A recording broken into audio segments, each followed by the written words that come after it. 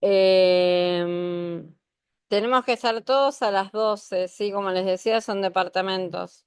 ¿M? Hay algunos que, bueno, que van a compartir departamentos y otros que van a estar en departamentos solos. Em, por lo general son entre mujeres y entre hombres, ¿no? Que se separan. Em, ¿Qué más les iba a decir? La idea es estar, bueno, cuando llegamos el check-in es a las 3 de la tarde, igual si hay algún departamento abierto ya no hay ningún problema, van a poder dejar sus cosas y si no las dejamos ahí en la recepción y nos vamos directo para Catena Zapata, sí, Catena Zapata está en Agrelo. Catena nos hace una visita que es re larga. Es re larga, nos da a degustar muchísimos vinos y vinos premium, ¿sí? Aparte ellos tienen un restaurante y tienen también una zona de bermutería. Así que como es una visita tan larga, por lo general es el día que dejamos solamente Catena Zapata. El año pasado, cuando volvimos de allá, fuimos a otra degustación de vinos en Chacras de Coria en un lugar que lo armaron dos bodegas, no sé si conocen los vinos de Lupa, es una bodega boutique. Bueno, em, después, bueno, el martes seguramente, eso no lo tengo bien todavía confirmado, pero creo que vamos a Nieto Cenetiner y a la bodega Naya, que están ahí en Agrelo. Y el miércoles nos vamos a hacer vendimia a Rutini, vamos a hacer el ejercicio de levantar las uvas y después vamos a ir a Bodega Trivento, ¿sí? Y el jueves a la mañana seguramente vayamos a Escorihuela Gascón. Son todas bodegas que están cerquita, ¿sí? Busqué bodegas cercas, ¿por qué? Porque cada vez que vamos a Mendoza no te largan, porque son tan, les gusta recibir gente, entonces te hablan y te dan de probar, entonces la verdad que es imposible hacer tres bodegas en un día, no llegás, no llegás. Y después quedamos mal porque por ahí teníamos un horario para ir a otra bodega y no llegamos a ir a la otra bodega y por ahí tampoco te querés ir del lugar donde estás porque la estás pasando bien. Entonces, bueno, la idea fue meter siete bodegas en 3 días y una mañana, que sería la mañana del jueves. Y no meter más actividades por eso, porque la verdad que, tenemos el picnic en Shandong. ¿M?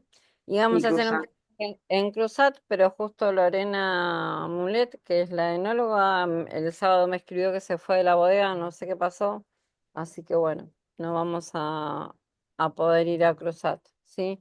Vamos a hacer el picnic en Shandong, que es, la verdad, la bodega es re linda, el picnic también está muy bueno. Es una linda experiencia. Después, tema de comidas, almuerzos y cenas. Los almuerzos en las bodegas están carísimos, que sé yo, algunos están hasta arriba de $100. Entonces no me parecía incluirlos. Nunca los incluyo porque si no estaría cortándole la posibilidad a un montón de gente de que pueda viajar, ¿sí? Y no es la idea. Yo siempre trato de hacer cosas que sean inclusivas.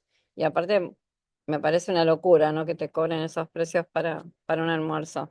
Entonces, lo que hacemos por lo general es, vamos con ya los choferes que nos llevan, que yo los conozco porque también trabajo siempre con el mismo transporte hace 5 años, nos van diciendo dónde podemos ir a almorzar, ¿sí? Hay lugares por donde nosotros nos vamos a mover entre la zona de Maipú y de Agrelo y hay lugares donde se puede comer y ahí cada uno pide la carta, come lo que quiere, si no quiere no come, ¿sí? A ver, yo lo que no quiero es un viaje para que aprendan, para que disfruten, que sea placentero, pero tampoco que estén todos como locos yendo corriendo de un lado para el otro, porque la verdad no disfrutas nada. Tomás vino, porque el vino cansa. Vieron que uno cuando toma vino termina, medio que me quiero ir a dormir una siesta y qué sé yo, entonces después como que no te dan tantas ganas de seguir. Eh, pero bueno, las actividades las armamos. allá, ¿sí? Armamos muchas actividades después. Se puede armar alguna cabalgata, se puede ir a alguna degustación a la noche, pero ya eso es más libre, ¿sí? El que quiere viene, el que no quiere se queda descansando en el departamento o haciendo otra cosa. Eh, digamos, las únicas actividades obligatorias son las que están puestas en las visitas de las bodegas. Y después nos vamos manejando así con libertad. La única exigencia que va a haber en el viaje es, vamos a tener 15 minutos de tolerancia.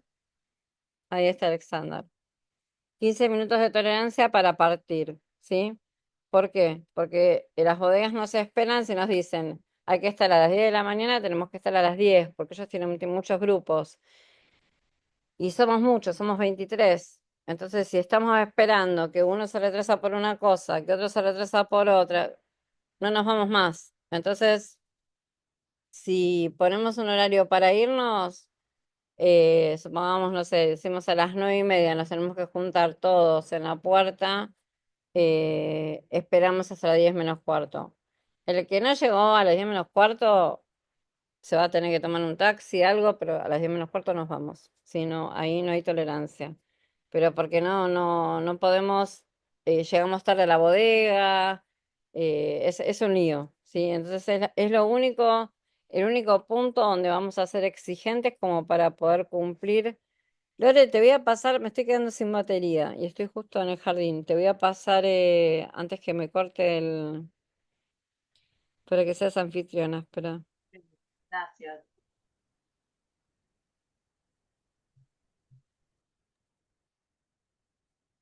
Hola Lore. Hola.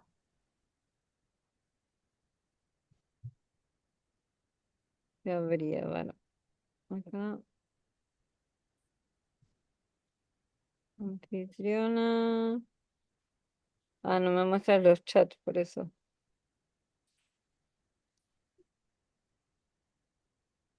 Ah, ahí, ahora sí.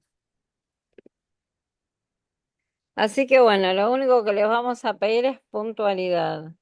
Eh, después lo que pasa es que también por ahí no salen, pero bueno, se juntan en los departamentos a seguir tomando, ¿no? Entonces se acuestan a cualquier hora. Así que bueno, la idea es que disfruten, pero tenemos que cumplir con el horario para llegar a la bodega, a la visita, ¿sí? En el horario que ellos nos proponen. Ahí no hay negociación. Así que bueno. Y nada más, bueno, vamos charlando. Cualquier consulta lo pueden escribir por el WhatsApp, lo pueden escribir por mail, ¿sí? Y bueno, les dejo con Lore para que pueda empezar a contarles un poco y ver más o menos qué es lo que haces, Alex. ¿Estás ahí? ¿Me Hola escuchas? Ale, ¿cómo estás? Buenas tardes. ¿Estás a ¿Cómo bordo o vas? Qué estás en gusto. tierra? A bordo, Ale. A bordo. Estoy hace un par de semanas ya por acá. Bueno, Alex también es la segunda vez que viene y trabaja en un barco, es ecuatoriano. Trabaja en un barco que va a las islas, ay, ¿cómo se llaman? Me olvidé de las islas de donde están las tortugas. Galápagos. Hola Galápagos. Alex. Hola, Así que Dai, ¿cómo estás? Qué gusto. Igualmente. vamos a ver prontito. Y bueno, cualquier cosa también, tanto Day como Alex vinieron el viaje el año pasado, así que también cualquier consulta la pueden ver con ellos. Así que bueno, bienvenidos, los dejo con Lore y cualquier consulta quedo a disposición. ¿Sí? Gracias. Gracias, Ale, Ale. Ale, Una consulta. Sí, dime, dime. Los datos de las direcciones y eso los pasás después más adelante? Del De la hotel. dirección del lugar, del apartamento. Sí, se las pasamos por mail. Es Ah, perfecto. Catamarca 356, sí. Sí, sí. Bien, para ir organizando la logística. Muchas gracias. Sí, sí, después se las pasamos. Sí, pero es enfrente de la Universidad de la Concagua, es un lugar reconocido. Es a muy pocas cuadras del centro. Así que no van a tener problema para llegar. Eh, Gracias. este día vamos a tener que estar todos a las 12 porque a las 2 de la tarde los esperan en Catena, ¿sí? Bien. Si hay alguien que no llega en ese horario, o cualquier situación particular que se presente, como esta que por ahí tienen que arreglar, de ir antes al hotel, lo vamos viendo. Yo igual les paso los contactos, les voy a pasar por WhatsApp los contactos del hotel para que arreglen, pero cualquier consulta, lo vemos, no se haga ningún problema. Y después voy a necesitar que firmen un reglamento, que lo lean, después se los voy a mandar. Si tienen obra social, si no tienen obra social, van a tener que sacar un seguro médico, ¿sí? Porque si no, no se puede entrar a las bodegas. Eso después me avisan, que yo los ayudo, es algo fácil, es bastante económico. ¿Y qué más les iba a decir? Importante, creo que no me olvido nada más. Igual le seguimos en comunicación. ¿M? Lo vamos charlando. Así que bueno. Bueno, chicos, los dejo. Alex Chao, quería hacer una gracias. consulta. Bye, Chao, nos gracias. vemos. Bueno, hola, ¿cómo están? Hola a todos. Ahora sí formalmente saludo. No, me conecté, no quería interrumpir, por eso no saludé antes. Saludo ahora. ¿Cómo están? Em, con algunos ya nos vimos, ¿no? Este, eh, no sé si todos han hecho cursos en Wine Experts. ¿Hay alguien que no? ¿Todos vienen de algún curso de Wine Experts? Todos. Sí. Ok, Sí. bueno, genial. Bueno, mi nombre es Lorena Larroque, yo soy sommelier, soy egresada de la Escuela Argentina de Sommelier. Eh, bueno, y ahora doy clase, además de aquí en el instituto, también en la Escuela Argentina de Sommelier, de hecho a través de justo la Universidad de la Concagua, que es con quien la Escuela Argentina de Sommelier da la carrera de sommelier. Y bueno, acá, haciendo un poco de docencia, que para mí es un placer enorme, un disfrute. Y bueno, vamos a repasar un poco de algunas cosas. A mí me pasaron un temario para hacer este curso y digamos, de contexto, como decía Ale, para su viaje, eh, pero yo no tenía detalles de ustedes, de la audiencia, así que me dijeron prepara algo con nociones, vamos a empezar con nociones básicas, pero vamos a irse rápido, porque si ustedes ya han hecho cursos, por ahí muchas de las cosas que, que tengamos para comentar hoy, seguro ustedes ya la saben, así que, bueno, pero de todas maneras repasamos algunas nociones básicas, y ya después a partir de la clase que viene ya tenemos cata la clase 2 la clase 3 y, y la última no, la última no. Bueno, vamos a empezar, voy a compartir. Ustedes si me quieren hacer alguna pregunta o lo que sea, interrumpan sin problemas directamente, que no hay ningún inconveniente. Esperen que busco acá dónde está el material para compartir.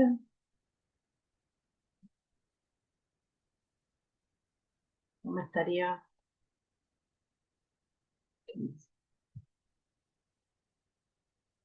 Quiero compartir cosas.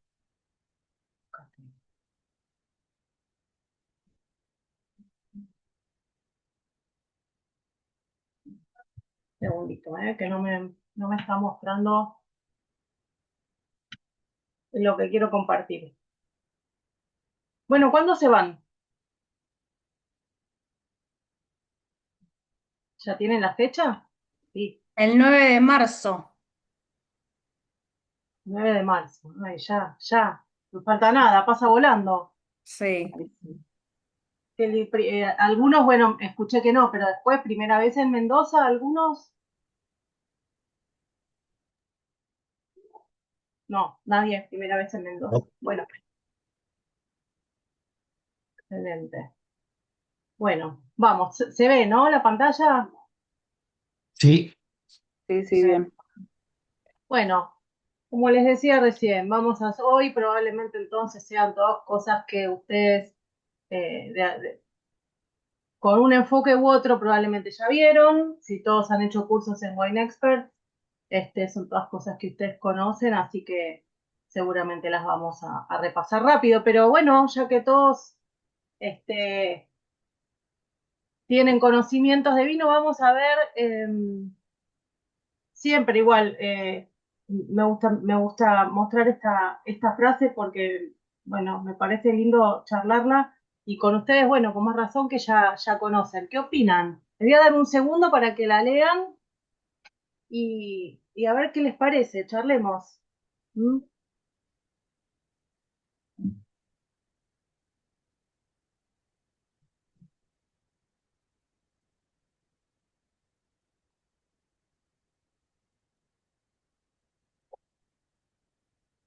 ¿Están de acuerdo? ¿No están de acuerdo? ¿Les gusta?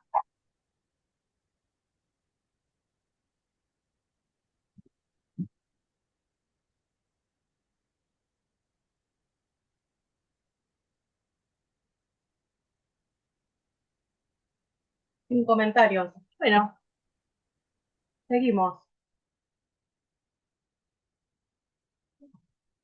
¿Qué es el vino? Entonces, obviamente ya lo saben, si han hecho todos cursos, lo entendemos como este producto que resulta de la fermentación del jugo de uva, ¿no? Con una serie de características, por un lado técnicas, por otro sensoriales, que, este, bueno, están atadas las sensoriales puntualmente a las condiciones de este concepto de terroir, ¿no?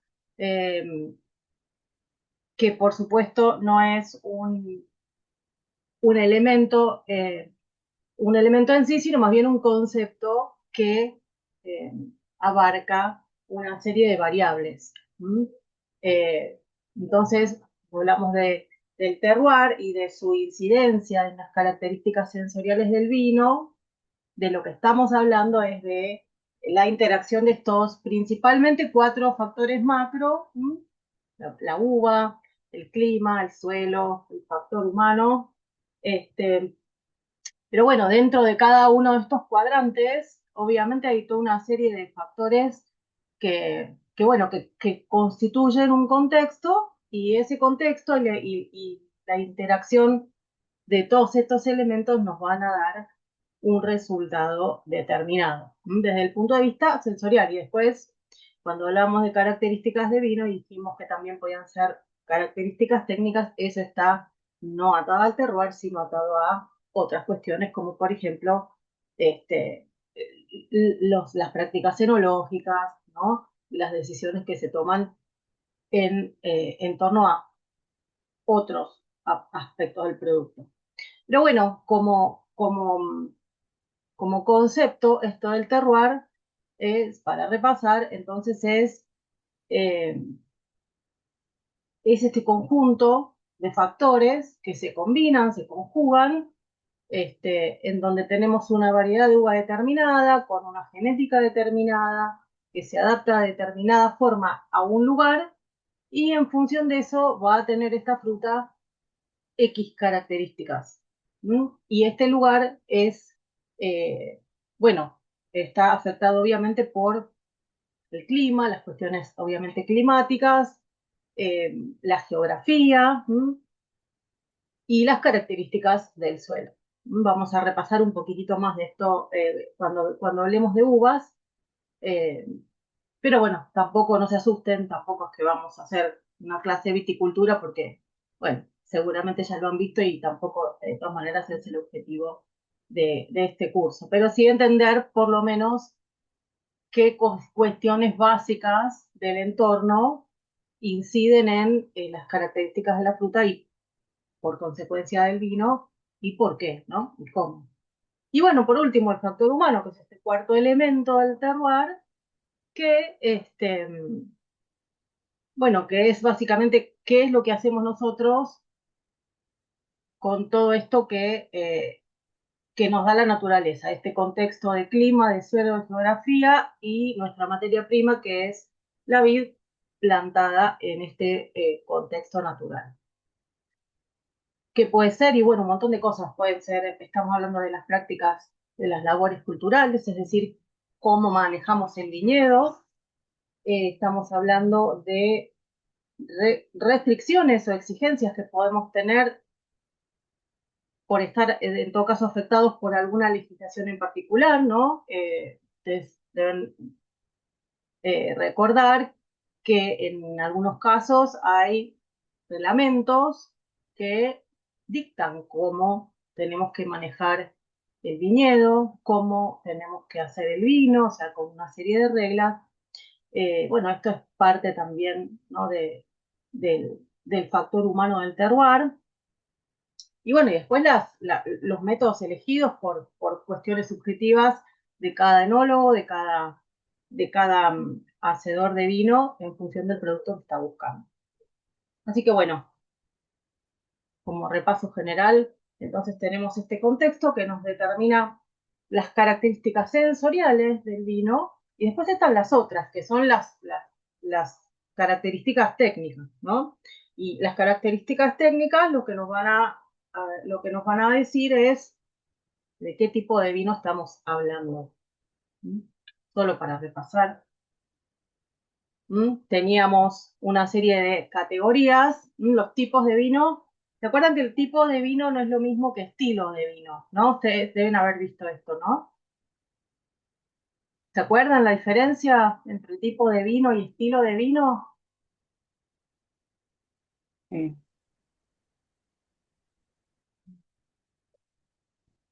Vale.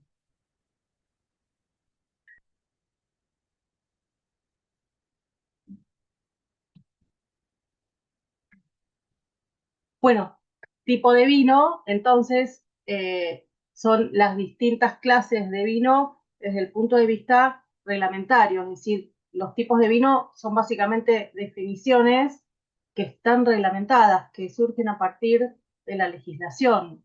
Son todas definiciones reglamentadas, mientras que el estilo de vino está dado por las características sensoriales, no por una regla o por una ley.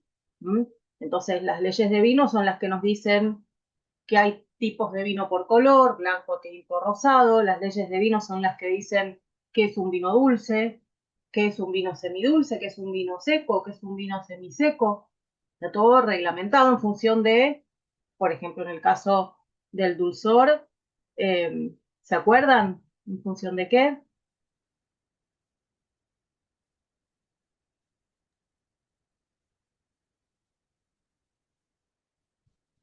La En cantidad función de la... de azúcar,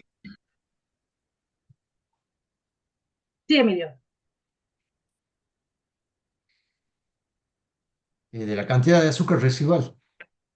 Claro, la cantidad de azúcar residual, ¿no? De 0 a 4 gramos por litro de azúcar residual es un vino seco, de 4 a 9 es un vino semiseco, de 9 a 35 un vino semidulce, de 35 para arriba, para la legislación argentina, un vino dulce. Después tenemos otras otras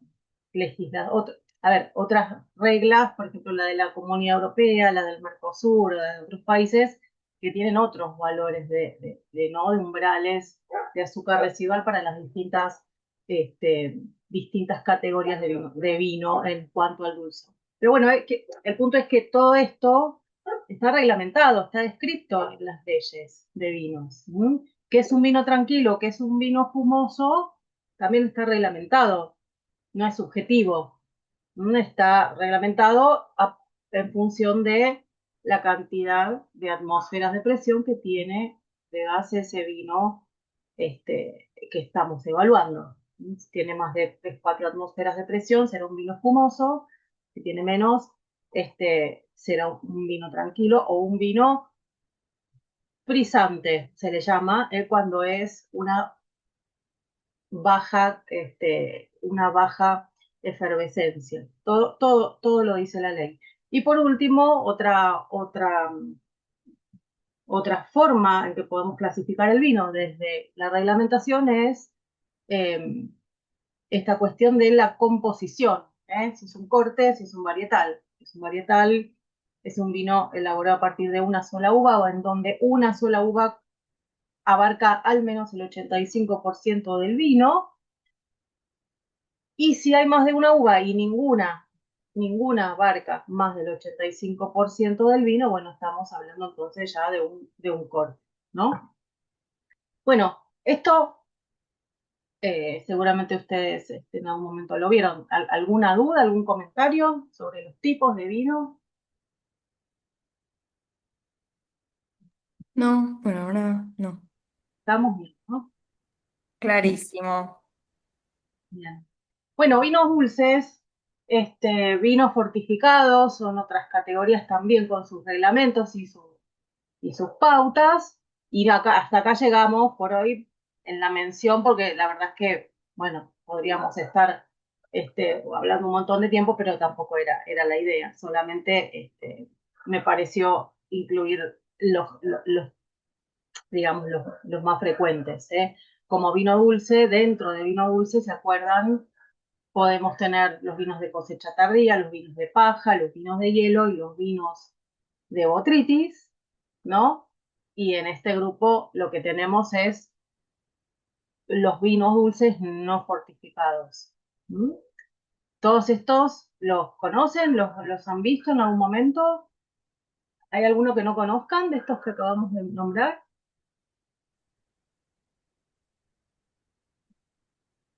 Vino de hielo, el ice wine. El ice wine. Sí, el ice wine es un elixir, chicos, si no, los que no lo probaron.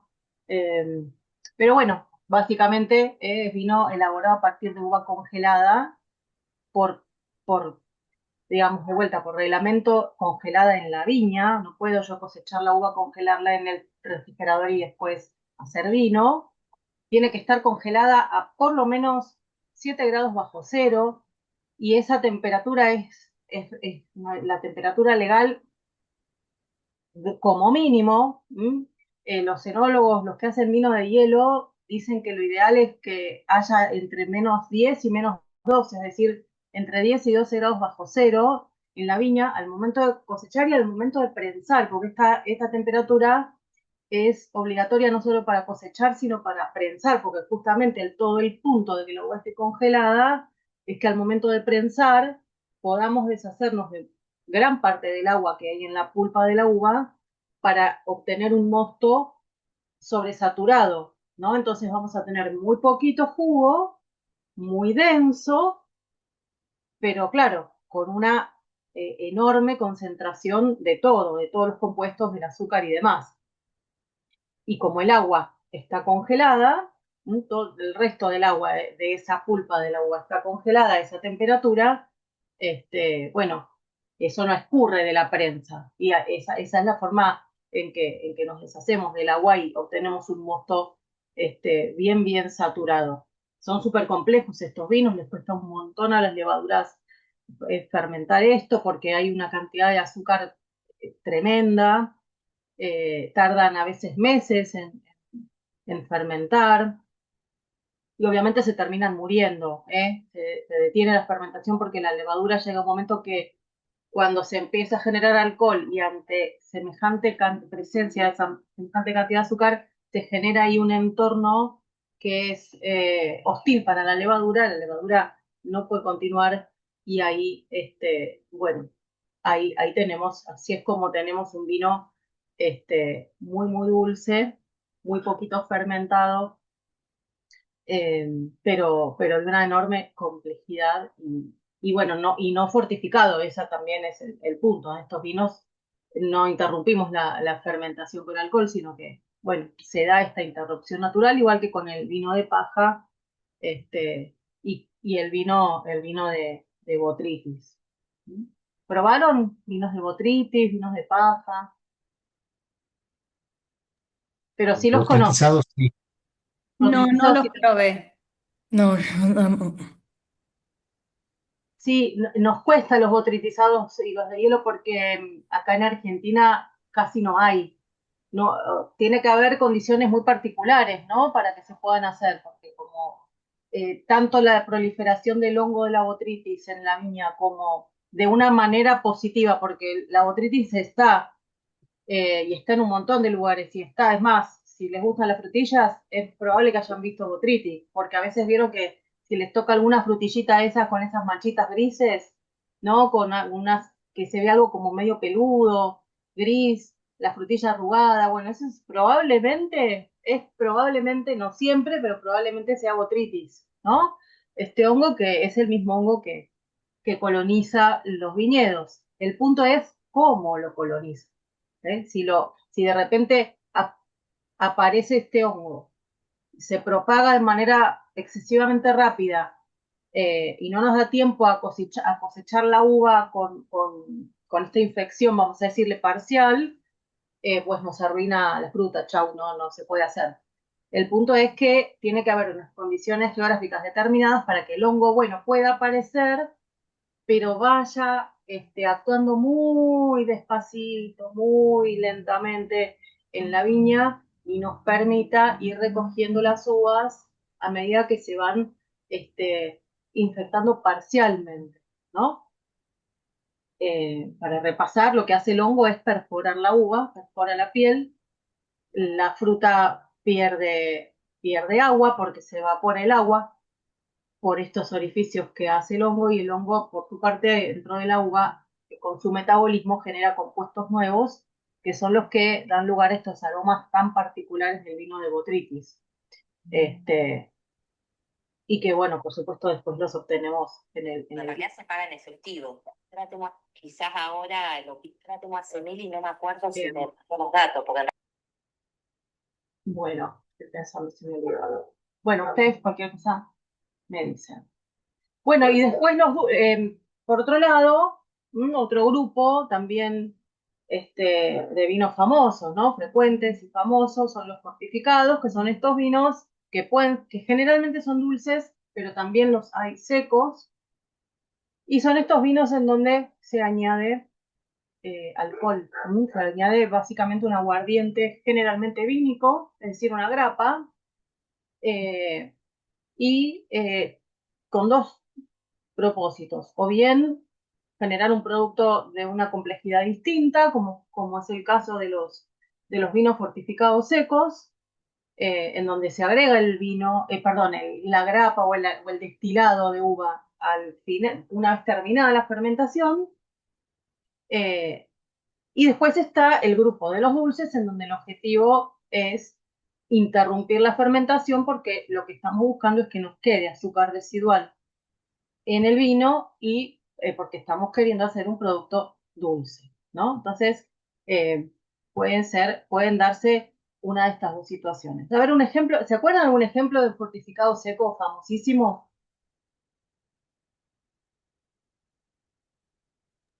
¿Han probado fortificados? El mal amado puede ser, que es uno. El malamado es un fortificado, pero dulce. Sí, muy bien. Malamado es un fortificado, exacto. Fortificado dulce, ¿Será blanco, puede ser blanco. lo que hacen en España, ¿cómo se llama? Y ese No, mismo. Ese mismo que no te sale. El Jerez. ¿Querés eso? Eso. Sí, el Jerez seco, porque Jerez, ustedes vieron que es una denominación de origen con un montón de reglas. El vino tiene que ser, por ahora, fortificado, porque acaban de aprobar el pliego para sacar Jerez no fortificado, que está aprobado recién, está hace pocos meses, pero todavía no hay productos en el mercado, todavía no está instrumentada la nueva regla. Pero bueno, en algún momento vamos a empezar a ver Jerez también no fortificado, pero hasta hoy solamente si dice Jerez en la etiqueta es un vino fortificado, y depende qué tipo de Jerez sea, vamos a saber si es dulce o es seco. Entre los secos tenemos el famoso fino. ¿Mm? Jerez se llama así, Jerez fino, porque se elabora a partir de una uva que se llama Palomino fino. Tenemos el Jerez manzanilla, que es un fino, pero con una restricción todavía más eh, más fuerte en cuanto a la geografía en donde se puede elaborar, que tiene que hacerse criarse en Sanlúcar de Barrameda puntualmente, ahí en el Triángulo de Jerez, no en cualquier parte del Triángulo de Jerez, sino en Sanlúcar de Barrameda, ¿no? Bueno, y la categoría del oloroso, también del palo cortado, son Jerez, vinos de Jerez secos, donde tenemos un vino que una vez que terminó de hacer toda su fermentación, no tengo más azúcar residual, no tengo dulzor, ahí añadimos el alcohol, el alcohol destilado, y bueno, pues ahí arranca este vino su proceso tan complejo de crianza muy larga, que es lo que los hace muy complejos y especiales. Y en el caso de los dulces, bueno, también hay un montón, vinos de famosos fortificados dulces, pero sí, el Jerez es uno, pero ya no los finos, ni manzanilla, ni nada de eso, sino las categorías de Pedro Jiménez, Moscatel, que son categorías de Jerez, pero a la vez el nombre de la uva de la categoría obligatoria, digamos, ¿no?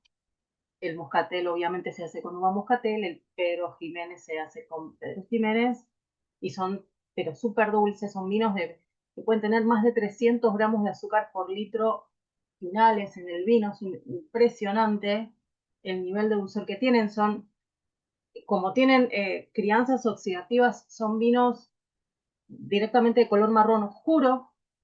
Y el Jerez siempre es vino blanco, ¿no?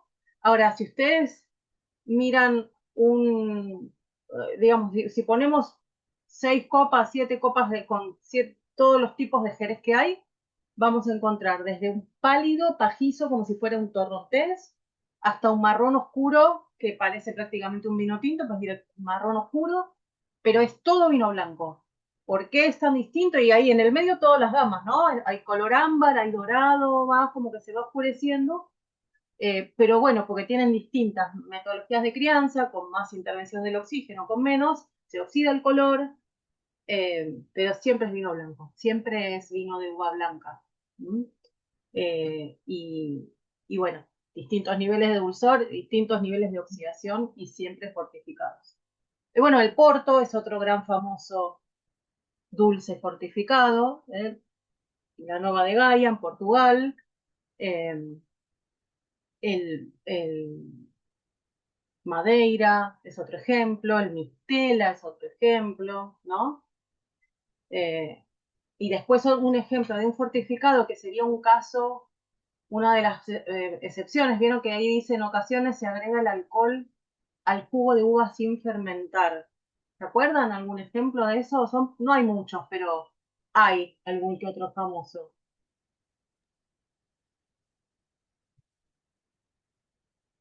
No sé si lo dijimos.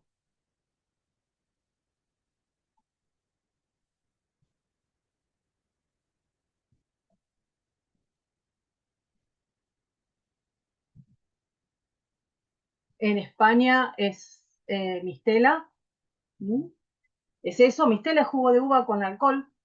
No hay fermentación, le digo la definición eh, típica, y además permite alguna otra fruta. Por ejemplo, yo he probado mistelas que son mezcla de jugo de uva con jugo de manzana y eso con alcohol añadido. Pero está dentro de la ley de vinos, no es un producto, digamos, marginal. Eh, pues el mistela es un producto vínico fortificado. Eh, no sé si han probado, son la verdad que muy ricos, muy, muy ricos los Mistela.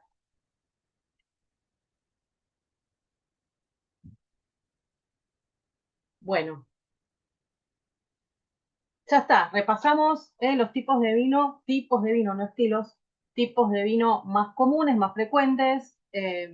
¿Alguna duda? ¿Quedó más o menos claro el repaso? ¿Alguna pregunta? Perfecto. Todo perfecto. Bueno, como contexto general, vamos a seguimos repasando, vamos a repasar un poco de dónde venimos. Venimos hablando de vino, pero bueno, este producto, eh, ¿cuál es su contexto histórico? Bueno, en 2 palabras, 2 páginas, digamos, eh, este producto, seguramente ya les contaron, es un producto milenario, ¿no? 8.000 años atrás, dicen los arqueólogos que, bueno, han encontrado las evidencias más antiguas en Georgia, pero probablemente si se ponen a excavar por ahí, por la Mesopotamia asiática y por toda esta zona del Cáucaso, seguro que encuentran más restos arqueológicos en otros, digamos, en otras áreas de la región de la misma antigüedad, como restos o evidencia de elaboración de vino, 8.000 años atrás. Y obviamente, ¿no? Surge como un accidente, como suele pasar con tantas cosas. Seguramente guardaban la fruta en vasijas para, para preservarla, enterraban las vasijas porque se habían dado cuenta que ahí había más estabilidad de temperatura, de humedad, con tapas súper precarias, ¿no? Una tapa apoyada de algo arriba de estas vasijas de barro. Y bueno, inevitablemente la fruta rota abajo, escurría el jugo, tomaba contacto con la piel, en la piel estaban las levaduras naturales, eso fermentaba, a alguien se le ocurrió probarlo y dijeron, bueno, esto me gusta, vamos a ver cómo lo podemos hacer a propósito. Y así habrá empezado, ¿no? Esto nos permite, ¿no? Si vemos el vino y su evolución a lo largo de la historia, podemos hacer esta división en tres, igual prácticamente casi en paralelo macro tiempos históricos, en donde podemos hablar de mundo antiguo, de viejo mundo, de nuevo mundo, que seguro también se los han contado. A mí me gusta mencionar, aunque sea el mundo antiguo, porque siempre escuchamos hablar del viejo mundo, del nuevo mundo, y el mundo antiguo a mí me parece interesante porque, bueno, por lo menos para registrarlo, registrar que ahí es donde empezó todo, ¿no? Esperen que me puso cartel. Empezamos en el mundo antiguo, empezamos en el Cáucaso, ahí es, o por lo menos ahí pertenecen las evidencias hasta hoy arqueológicas más antiguas, encontradas hasta el momento por lo menos, pero si miramos Irán, si miramos el noreste de Turquía, Azerbaiyán, Armenia, seguramente por toda esta región, digamos, estructuras de asentamientos poblacionales similares, con actividades similares y con presencia de vid, porque básicamente lo que permitió que haya surgido aquí, obviamente, es que había vid en estado salvaje. Las vides más antiguas son de esta zona. Aunque también en China hay registros, incluso de la edad de piedra, más antiguos. Yo hace muchos años salió en la revista National Geographic un artículo que hablaba del vino más antiguo, entre comillas vino, encontrado en China, pero entre comillas, ¿por qué? Porque sí, era un fermento, habían encontrado fermentos, restos, perdón, de fermento, pero no era de uva exclusivamente, era de uva, también había otras raíces, había flores, había otras cosas. Entonces, como no era uva, nada más que uva, no se lo considera a ese producto chino de 10.000 años de antigüedad el primer vino. Y así, y sí, se lo denomina así a este encontrado en Georgia. Pero bueno, un accidente una vez más, un feliz accidente que nos permite hoy disfrutar, ¿no? Del vino. Y seguramente, simultáneamente, todas estos asentamientos de toda esta zona del Cáucaso y la Mesopotamia asiática, seguramente hacían vino o algo parecido en el mismo momento. ¿Qué pasó? Bueno, se empezaron a comerciar, empezaron a establecer redes comerciales con Occidente, y los fenicios, que fueron los grandes comerciantes de la época, empezaron a llevar, bueno, mucho más tarde, no 8.000 años atrás, sino mucho más cerca, empezaron a comerciar cosas entre Oriente y Occidente. Eran grandes navegantes, iban por el Mediterráneo, incluso llegaron a subir por el Atlántico hasta el Douro o el río Duero, que del lado de España se llama Duero, entraron, hay evidencia que llegaron hasta ahí. Bueno, una de las cosas que llevaban era el vino, la viticultura, y fueron súper importantes en la expansión del vino, en los inicios de la expansión del vino en Occidente, ¿no? Y después lo que define el mundo antiguo como mundo antiguo, si ustedes se acuerdan, es, bueno, todos estos países a donde el vino llega de la mano de la expansión del Imperio Romano, que es lo que tenemos acá en este mapita pintado de rosa y que nosotros le llamamos el Viejo Mundo. Y por su parte el Nuevo Mundo, entonces, son estos países a los que el vino llega de la mano de los colonizadores europeos. A medida que fueron estableciendo colonias, entre otras cosas, llevaron el vino. Y en el caso de Argentina, la vid, porque no había en la Argentina antes de la llegada de los colonizadores. Y por lo menos que se haya documentado hasta el momento, no había vid en ni Centroamérica ni en Sudamérica. Sí existen especies americanas anteriores a la llegada de los europeos en América del Norte. Bueno, nada, no hace falta que nos detengamos a leer esto se los dejo a ustedes como datos, si no los tienen, algunas fechas, espacios de tiempo donde ocurrieron estos hitos, ¿no? Que hicieron que el vino fuera expandiéndose, no solo el vino, sino la viticultura y las prácticas de la viticultura, digamos, administrada y con fines además comerciales, porque probablemente en muchos lugares había a lo mejor vid, pero era una planta más que crecía en estado salvaje. ¿Sí? Lo que hicieron los fenicios primero y luego el Imperio Romano fue llevar la práctica como una práctica agrícola que, con fines de comerciales especialmente. Y así, bueno, empezó obviamente a perfeccionarse. ¿Algún comentario? ¿Pregunta, comentario? No, por ahora no, gracias.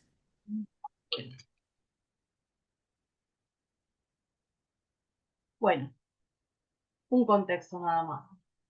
No, en relación con el Nuevo Mundo y el Viejo Mundo, solo para repasar, hoy por hoy son conceptos en donde cuando nosotros pensamos en el vino del Viejo Mundo frente al vino del Nuevo Mundo, sobre todo en lo que pensamos es que el vino del Nuevo Mundo es un vino muy atado a fuertes reglamentaciones, tienen estrictas reglas y sistemas de reglas para todo, para las prácticas agrícolas, para las prácticas enológicas, en casi todos lados, en algunos lugares de repente más, a lo mejor pautas más laxas que en otros, en algunos países con mayor complejidad, en otros con menos. ¿Han estudiado, han visto geo de Europa, de Francia, de España, de las denominaciones de origen, todo eso lo vieron? Sí, lo vimos en el primer año. Sí, sí. Ok, muy bien. Bueno, entonces entendemos todos de qué estamos hablando cuando hablamos de los cinturones legales del vino del viejo mundo, ¿no? Tienen todo pautado. Qué tienen que plantar, dónde lo tienen que plantar. eh, a veces hasta en Champagne, por ejemplo, todos los años, según cómo se dio la temperatura promedio y cómo se dieron los promedios de precipitación de la cosecha, o sea, de ese año, alguien, o sea, el Consejo Regulador dice en qué momento hay que recoger la uva.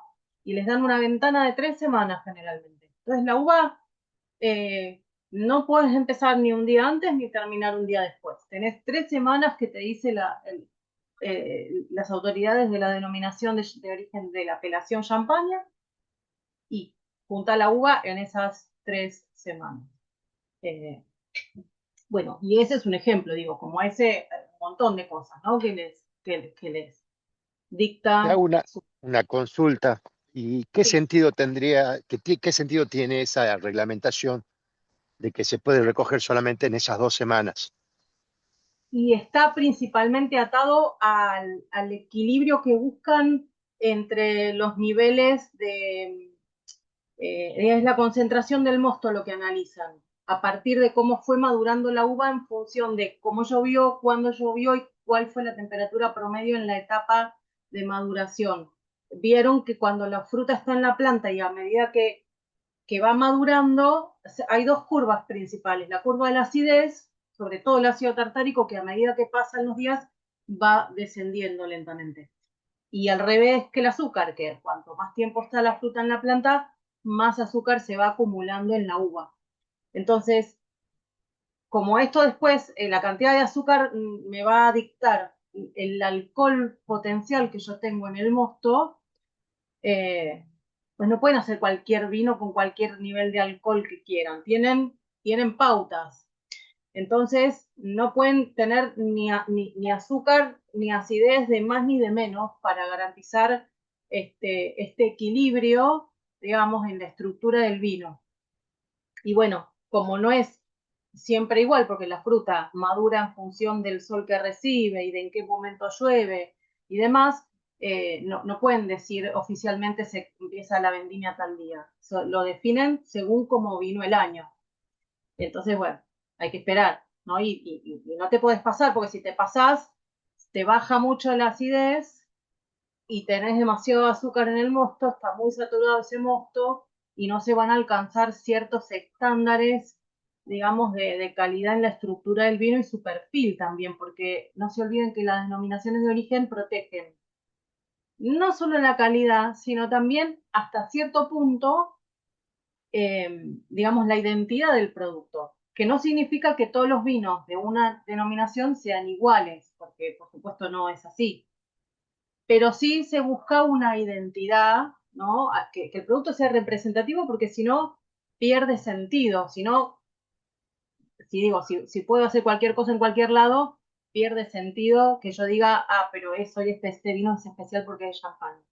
No, buscan guardar, proteger su reputación desde el punto de vista de la calidad y del estilo también, más allá de que dentro de Champaña después encontremos obviamente distintos productos con distintos estilos dentro de ese estilo macro de champán, ¿no? Perfecto, gracias. De nada.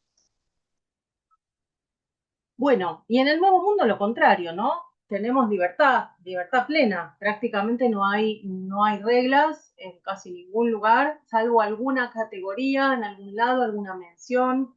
¿Se acuerdan del Meritage? ¿Vieron Estados Unidos?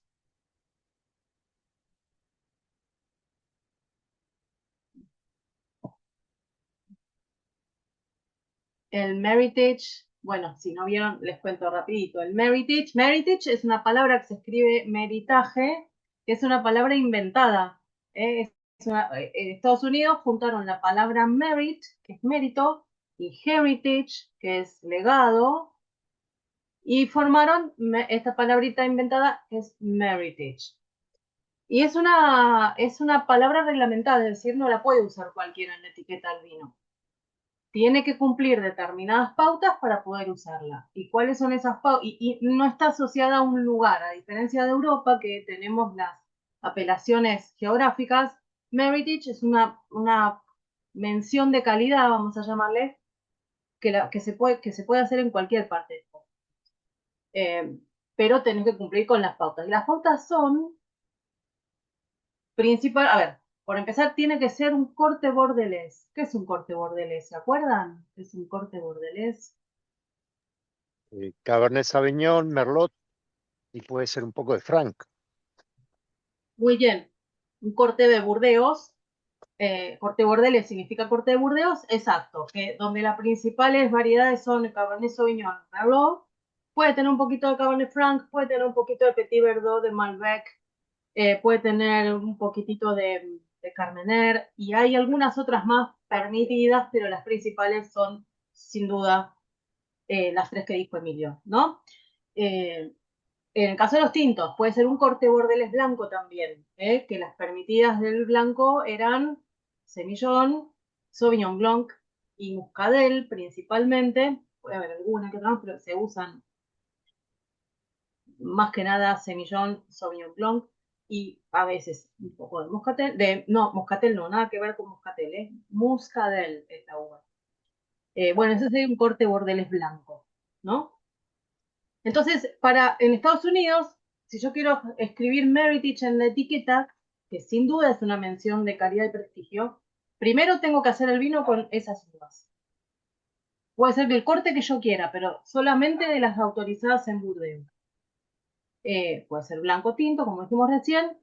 Tiene que tener crianza y tengo yo, bodega, que poder demostrar que saqué este Cabernet, este Merlot, este Franc que usé para mi corte, tiene que salir de las mejores barricas que yo tengo en mi bodega.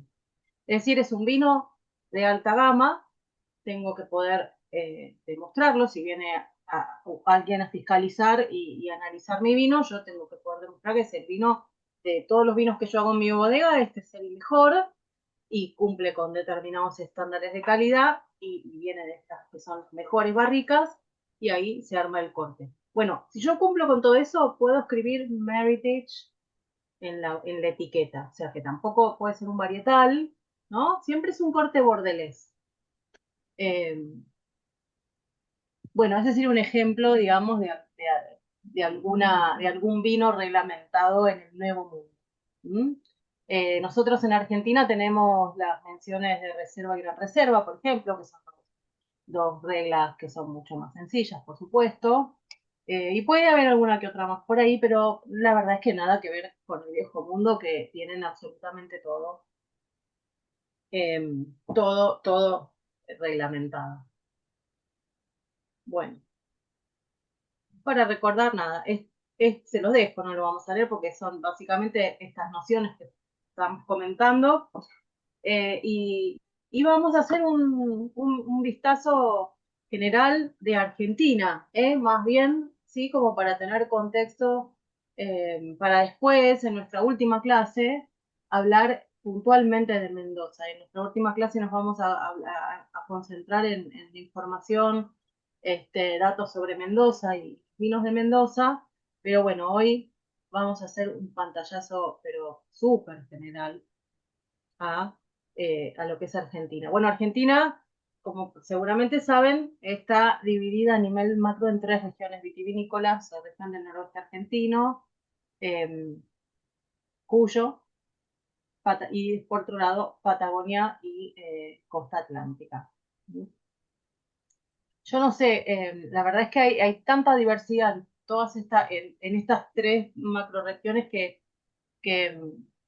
quizás salvo el NOA, se me hace que se pierda un poco el sentido, sobre todo el Patagonia y Costa Atlántica, que estamos hablando de cosas completamente distintas, todas metidas juntas, pero bueno, no sé, por ahora está dividido así. ¿Qué podemos decir de Argentina a nivel general? Para tener una noción, bueno, somos el séptimo país productor de uva. ¿eh? Ustedes vieron que la Organización Internacional de la Viña y el Vino, este organismo que monitorea y recopila información sobre la industria, el sector vitivinícola a nivel mundial, hace todos los años un informe, hace un ranking, y Argentina en este ranking de todos los países vitivinícolas está en el puesto número 7 en cuanto a cantidad de hectáreas plantadas con vid, cantidad de hectáreas dedicadas al cultivo de la vid. Somos el séptimo país, casi el 3% del viñedo a nivel mundial. Estamos tanto en este ranking como en el ranking de volumen de producción de vino dentro de los 10 principales, ¿no? Así que bueno, como dice ahí, casi 200.000 hectáreas tenemos en Argentina plantadas con vid. venimos subiendo, veníamos bastante más abajo. Este año, de estos últimos poquitos años, por más que en algunos indicadores muestren baja en cuanto a la cantidad de hectáreas, en el ranking internacional venimos subiendo porque hay otros países de otras partes del mundo que han bajado mucho. Y bueno, más del 90% de las uvas que producimos son para hacer vino, como ven ahí, de esas casi 200.000,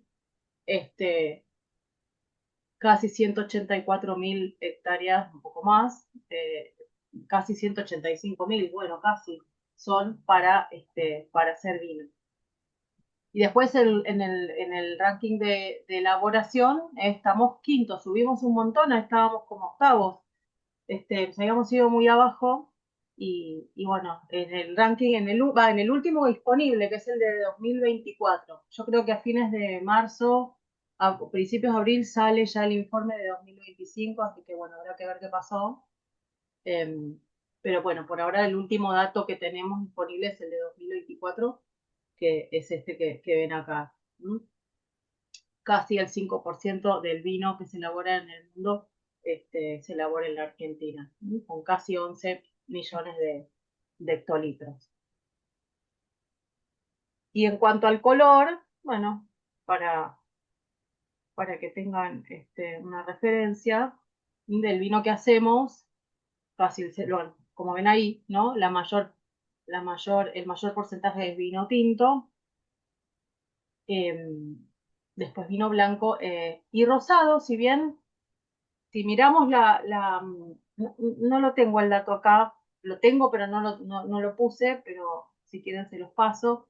Si miramos las uvas cultivadas por color, el segundo color, en realidad, en porcentaje, es la uva rosada. Cultivamos mucha más uva rosada que uva blanca, pero hacemos mucho más vino blanco que vino rosado.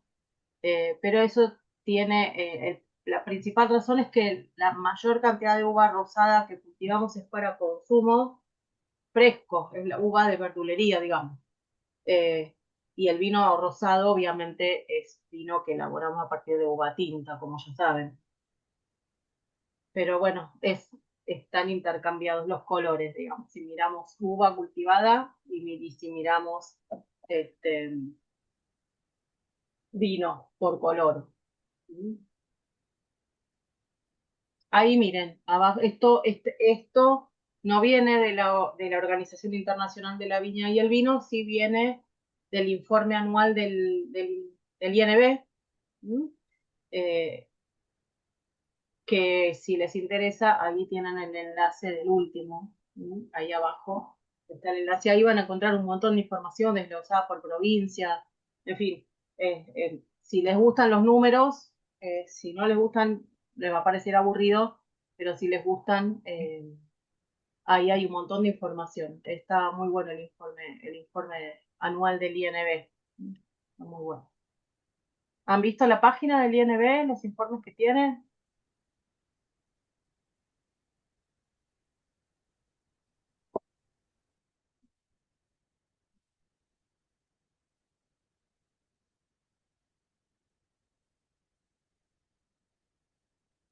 Bueno, no sabemos.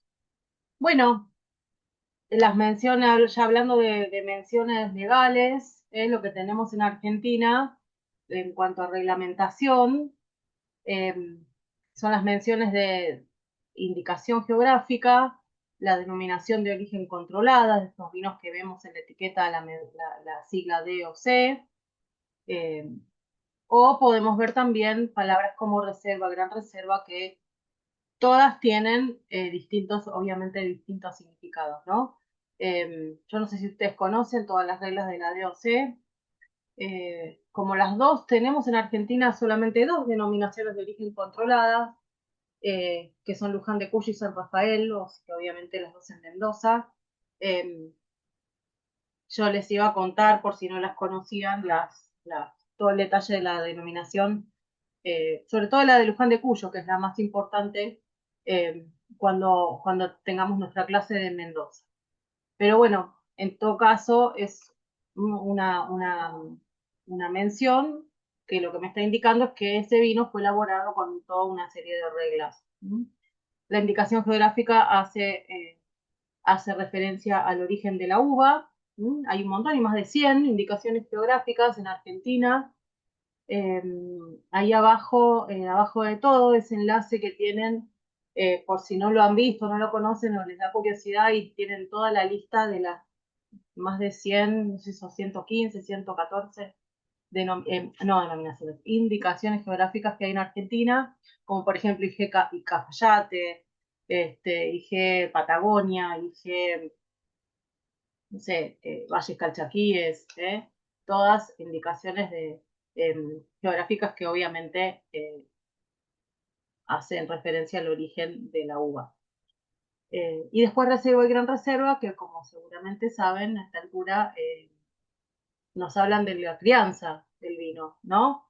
Reserva para blancos y tintos, puedo escribir reserva en la etiqueta si el vino tiene 6 meses de crianza por lo menos, perdón, para blancos y rosados, o 12 si quiero poner gran reserva, y si estoy hablando de tintos, necesito 12 meses de crianza para decir que es un vino reserva, o al menos 18 si quiero poner que es gran reserva, con alguna salvedad en la denominación de origen controlada de Luján de Cuyo, que es todavía un poquitito más. Bueno, ¿algún comentario por acá? ¿Pregunta?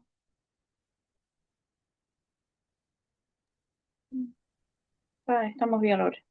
Ah, Estamos bien.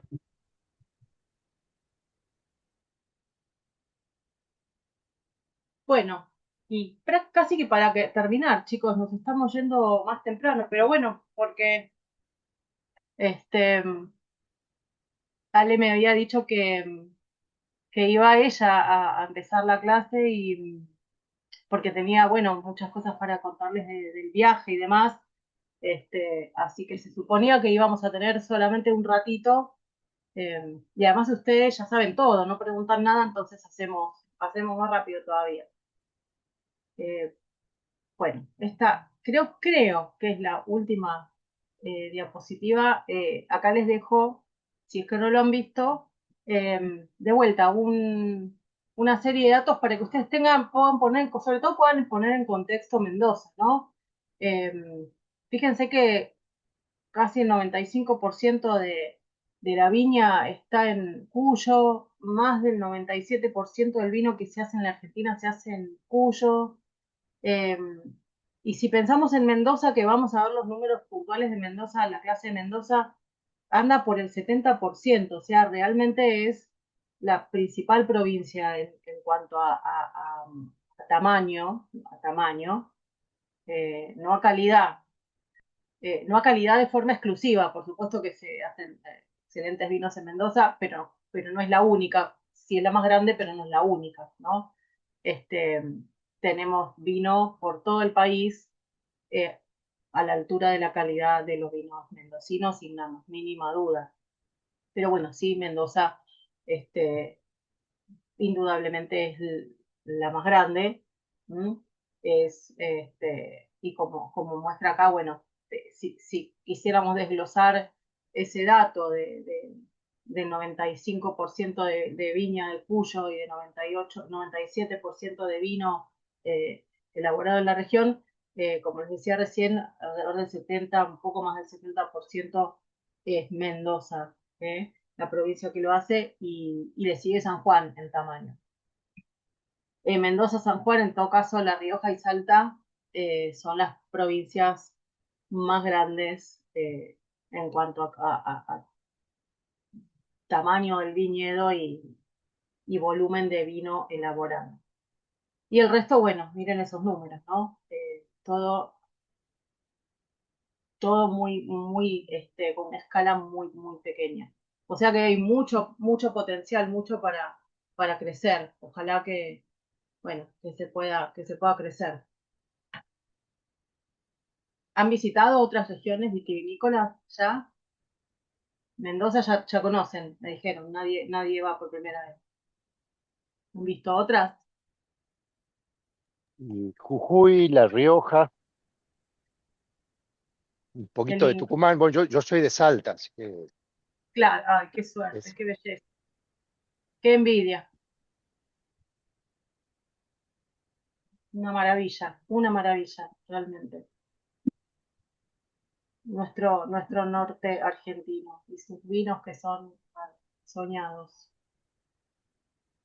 Bueno, tienen que organizar un viaje para allá. La zona de Entre Ríos también con sus viñedos, que está resurgiendo. Entre Ríos también tiene viña, sí. Sí, o sea, estas provincias que ustedes ven acá mencionadas, son las que tienen en todo caso mayor participación, pero por supuesto que hay otras. En Córdoba obviamente se hace vino y algunos muy ricos, eh, en- por tras la sierra, por esa zona. Sí. Calamuchita, por supuesto. Bueno, Entre Ríos decían recién. Sí, sí, se hace vino en otras provincias que no estamos viendo En acá. Córdoba hay 3 bodegas. Eh, 33 más bodegas. antes. Sí, Wow, un montón. un montón. Sí, y son relativamente nuevas, ¿no? Pero sí. Qué bueno. Sí, que surjan. La verdad que, este, bueno, lo que está pasando también es que bueno, se dan cambios. Eh, a nivel climático y esto facilita, o en algunos lugares complica un poco y en otros lugares donde antes no se hacía vino, al ir cambiando algunas cuestiones climáticas se está pudiendo hacer. Así que yo creo que con el tiempo vamos a ir viendo. Bueno, un ejemplo grande, que tomó mucha importancia, sobre todo cualitativa, es Inglaterra, que es un país que históricamente estuvo, bueno, casi inexistente en el mapa del vino por su latitud no tan alta, o sea, un lugar tan frío, tan hostil. Pero bueno, como han subido unos grados las temperaturas promedio, y se ha ido avanzando mucho en la adaptación, en el trabajo, en la adaptación de algunas variedades de uva a climas extremos en cuanto al frío, bueno, permitió que se vayan adaptando mejor, las uvas a una parte del sur, y hoy por hoy es un país muy pequeño, pero un productor de altísima gama de vinos espumosos, por ejemplo. Y tiene algunos vinos blancos muy interesantes, pero compite, compite en los altos niveles de los grandes vinos espumosos del mundo y en muchos casos en proyectos conjuntos con productores de champaña. ¿Por qué? Porque se fueron a estudiar los suelos sabiendo que geológicamente comparten, un subsuelo de determinadas características que es común a la región de Champagne, baja por una parte del Valle del Loire, pasa por abajo del Canal de la Mancha y una parte del sur de Inglaterra tiene estas características, este suelo jurásico, bueno, con muchos fósiles, calcário y demás. Dijeron, bueno, si tenemos algunas cosas en común, o tanto en común, y el clima frío y la humedad y demás, eh, empezaron a trabajar las uvas de champagne en el sur de Inglaterra, y fueron los mismos franceses los que fueron a comprar viña al sur de Inglaterra y asociarse, en algunos casos solos. Eh, Pommery, por ejemplo, Tétanger, son grandes casas de champaña muy, muy conocidas. Y Pommery se asoció con un productor inglés muy pequeño, y Tétanger directamente fue y compraron hectáreas hace 10 años, una cosa así, y hoy por hoy están compitiendo a altísimos niveles de vino espumoso, que en realidad son productores de champagne que hacen esos vinos, no pueden llamarlos champagne porque no están en champagne, pero son las mismas uvas de champagne, que se han adaptado espectacularmente. Así que, bueno, esto nos pasa en muchos, muchos lugares, ¿no? Entonces, ojalá que haya cada vez más lugares, que hagan vino y que se puedan hacer ricos vinos. Para nosotros que somos los que lo disfrutamos. ¿Probaron vino inglés? ¿Alguien? No, la verdad que no. ¿Cuentan alguno? No, aprovechen porque están siendo riquísimos vinos. Súper, súper ricos. Bueno, creo chicos que estamos terminando, si no me equivoco. Ven que no me responde el mouse. Sí, sí. Bueno, ustedes que ya sabían todo y no preguntaron nada, así que fuimos rápido. Y bueno, era una clase cortita, preparada, acortada a propósito, porque bueno, tuvieron toda esta introducción con Ale que al final resultó también más breve de lo que habíamos pensado. Así que estamos terminando con tiempo. La clase que viene tenemos la cata. Tenemos vamos, la clase que viene hablamos de cata, repasamos cosas de cata y hacemos una cata de vino blanco. Si no me equivoco, creo que les pidieron un vino blanco, ¿no? Eh, y bueno, y seguimos paseando vamos a hablar un poco de uvas, un poco este, de estilos y de estilos a partir de uvas, y seguimos repasando algunas cositas nuevas. Bueno, ¿tienen alguna pregunta, comentario antes de despedirnos? ¿Algún vino que nos recomiendas para la clase que viene? No, la verdad es que dijimos que sea libre, mientras que Libre. sea blanco, Bien, el que quieran, sí. Sí, no pongo vino porque, digo, no les propongo yo uno porque, digo, así podemos hacer catas todas distintas, ¿no? Y podemos comentar distintas características en distintos estilos y demás. bien, Si gracias. fuera un curso largo que vamos viendo cada clase una cata de algo específico, ahí sí nos ponemos de acuerdo, pero no, va a estar bueno, que podamos contar cada uno qué estamos degustando y si hay variedad, mejor, aprendemos más. Bien. Muchas gracias. No, por favor. Bueno, si no tienen más preguntas nada para agregar, los libero y nos vemos el lunes, ¿no? A las 7. Sí. Bueno, un gusto, mucho gusto. Muchas gracias. ¿Viajas con nosotras, Lore? No Ah, viajo, ok. lamentablemente. Estoy acá hasta Bueno, las clases.